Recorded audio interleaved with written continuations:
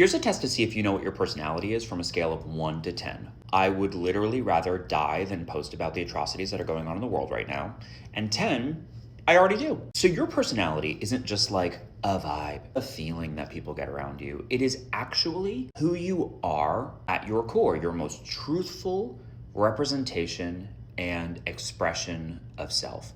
Now, your personality might be tinged with performance. But how will people perceive me? What the fuck does really any of that matter? You're all you've got. You got to do right by you. He says out loud because he's recognizing he has to do right by him by making a video like this. Your access to your truth, the fearlessness with which you're willing to share it. When ICE literally murdered Alex Preddy, he was demonstrating his personality. What was most impulsive and true for him in that moment? To help. You can go watch the actual video because there's footage of him being shot by ICE agents. It feels really weird to be talking about this right now. I come online, I share myself, I share my personality, I've shared my journey of what it's meant to validate myself over the last 5 years by using talking videos as this form of a mirror. And as the world becomes less sensical and scarier, me over here siloed just building a business feels insane. What kind of person am I if I don't talk about what's going on? Rage, upset, disbelief.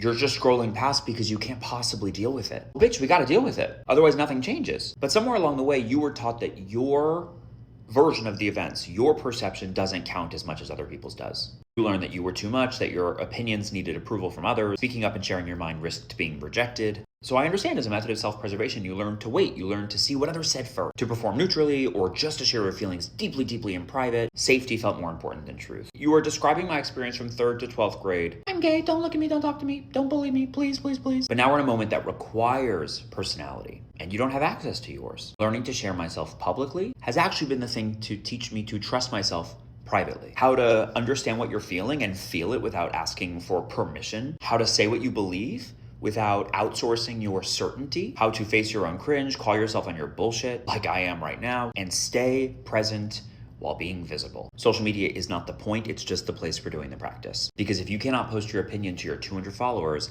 how the fuck are you gonna speak up at the dinner table? You're not gonna show up when it counts. And I'd argue that right now, it fucking counts. There are people in the streets organizing. That is their genius. You know what? I'm not that guy. I'm mission control. I help people excavate their voice and their personality so that when the fucking moment demands it, they do not disappear. Because if I can help one person unlock their voice, who then has the intelligence or the words or the poetry or the strategy or the plan to actually change shit, then I've done my job. Real authenticity is actually just a form of access, and access to yourself and what you actually believe and want to say right now is a fucking moral imperative. So, on a scale of 1 to 10, rate yourself.